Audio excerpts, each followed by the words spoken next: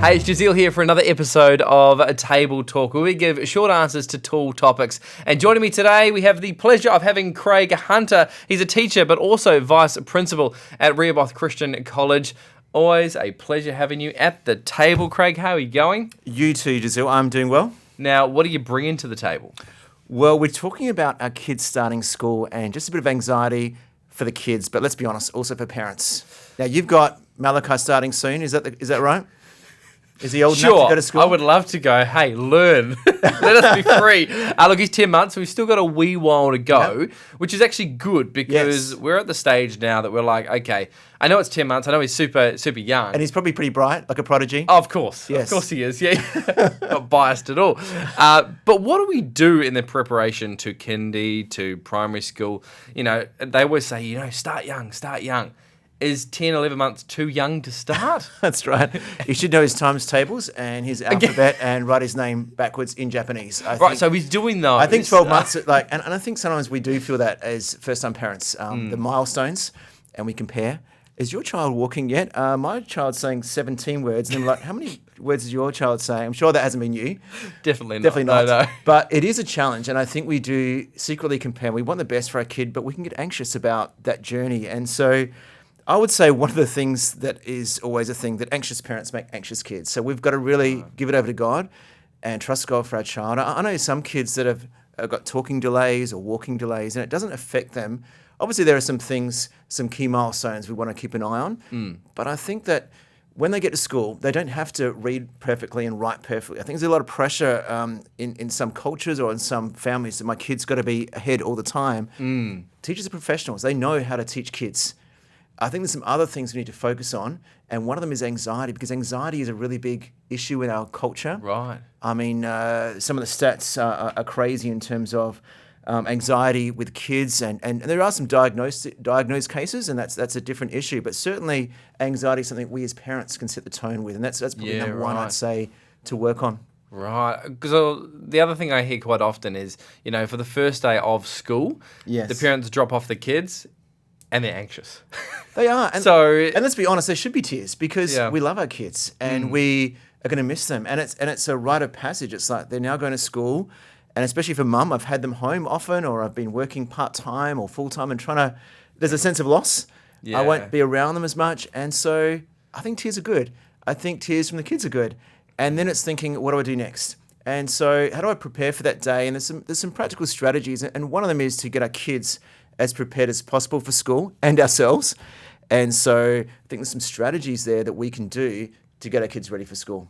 All right, so let's talk about that because, we're ending this year, but there'll be a whole bunch of parents right now tuning in and going, all right, cool, what do I do in the next couple of months getting them ready? Yeah, so there's a few practical things, and most schools have good transition programs. It depends where you are. If your kid's been in daycare or a pre-kindy program, they kind of know some of the kids in the school, but sometimes they've been at home or they've been in another childcare centre and they're coming in, and it's quite scary for them and for us. So I'd say some things like some play dates, take them to the school, chat to the teacher, try and get them as prepared as possible for what they're about to expect. Right. And so that means getting their bag ready, getting the lunchbox ready, labelling it. Even now, so if they're going to school... Probably 10 months is a bit early. Yeah. I think 10 months is a little bit early, but you know what? I know that you getting there. Yes. Tie up your shoes, Malachi. Come on. Tie up your shoes.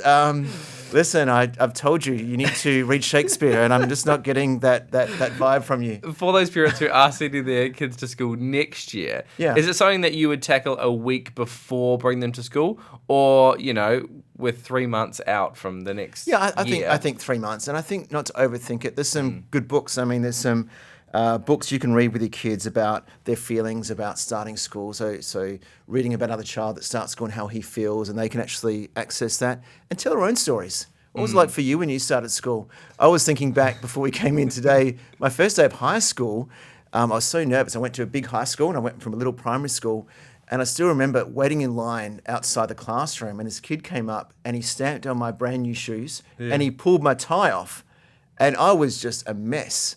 And I just wanted to go home right then. Yeah, but I had to pull it together because all the other boys are watching. So I'm like, I'm okay. And so let's do all we can at primary school to make it easier for them. I think things like, I think there's some other practical things about sitting on the mat, listening, teaching them things like when you go to the toilet, you can't just go. You actually have to ask permission because the teacher might want to not know where you are. So at home, they get a different kind of freedom. I think the other thing is we're all guilty of doing it. Like I see it in shopping centres, like you've got your kid in the trolley and they've got an iPad and they're watching the iPad because we don't want to have to deal with them screaming and wanting the chocolate or something. And I think there's a trend towards if my kid is noisy or annoying, I'll just give them an iPad or a phone. Now, I realize that we're raising digital children and that's not a bad thing in itself. But what it means is if they have to sit on the mat and listen and concentrate, that's hard for them because they're being overstimulated. So I would strongly recommend that you don't give in to the temptation at church or at home is to be on technology. It overstimulates their brain. Yeah. They struggle to sit there and to engage with other kids. I think another thing is sharing. Kids find it hard to share, especially the first one. So that's mine, and I should be chosen for everything because I'm the most important person in the world. Yeah. Maybe you're not. Maybe there's 20 other kids that need to have attention, and so learning how to take turns. Yeah, right. Learning how to share, getting on with other kids. You can do that before they start school. Their habits you can teach them, and especially if they're the oldest, the first one, it's the hardest because they're used to getting what they want. Exactly, there's no one else there. Some great tips there already. What about if we are worried about their learning side of things? We have a kid and we're like, okay, I think my kid actually does have some learning disabilities or they're not quite up to speed. What do we do with that even before they get to school? Yeah, I mean, so more and more there's great child psychologists and intervention that can happen before that time. But the best thing you can do is talk to your teacher. So when you get there, and even before you start, look, I've just got a few concerns about this and that. When they do start school, they do a lot of testing. And not like testing as in sit there in rows and do like a 50 question test, but a lot of observation. And our EAs will do some things to see, okay, there's some concerns here, there's some language delays, or maybe there's some signs here, and we observe them. And then we might say, look, I think that the sooner we can help, the better. If there's some potential autism spectrum or if there is some ADHD, better to get involved in front of it and say, look, might be worth getting some testing done, and then we can help working together with the parents and the child to put some strategies to help them. Not to stress about it, but better to talk to the teacher, write some notes, rather than think, oh, if I tell them that means they're going to be labelled or that means they're going to be labelled as this kind of kid or that kind of kid, and I don't want to be embarrassed, and other parents might think that my kid's got problems. No, get in front of it.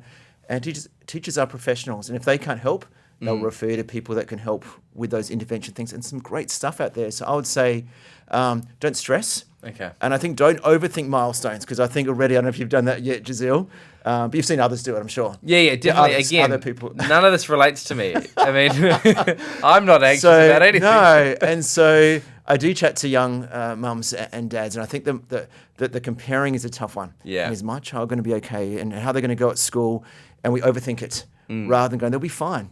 Kids for thousands of years have gone to school and they've been fine. Yeah. And I think that the more that we can prepare them for it and then communicate to the teacher, and also just some play dates, like try and, if there's, say they're in a class, is there some other kids they can play with in that class? Is there ways we can meet them? So do all that we can to prepare them for it. Yeah. So there's some strategies I think that will be helpful. Oh, I wish my mum listened to this years and years ago. I cried for the whole first week. I know. Really quickly, we will wrap this up. If you had to give your top 2 tips for people bringing their kid to school for the very first time, what would be your top 2? Yes, I think number 1, toilet training. Okay. Yep, I think that get them out of nappies because more and more we are often time poor, and so they'll be all right. But really, you don't want your kids in nappies when they're starting kindy, and so do what you can, especially boys. And it might get a bit messy and it's awkward, but you need to get them ready for that. Yeah. I think another one is just learning to. It sounds crazy, but just learn how to take turns and share and listen. And have times when they have to follow instructions. Because a lot of kids find that adjustment hard to being the center of the world to now I have to share that world with 20 other kids. It's a challenge for them. So do all you can to help them be ready for that thing. So whatever that means, being with other kids, watch them. Okay, we'll give him a turn now. Give her a turn now. I think we'll share that. No, it's mine. okay, we'll just take that now. No! And so the more that we can deal with that as a parent, the easier it's going to be for when they go to school as well. That's awesome. My guest, it has been Craig Hunter, teacher and vice principal of Rehoboth Christian College. Thank you so much. Hopefully you enjoyed that episode of Table Talk. We've got plenty more. Just click on the box below. But Craig, thank you so much for having a chat today at the Right. table. All the best for little Malachi as well. Yes.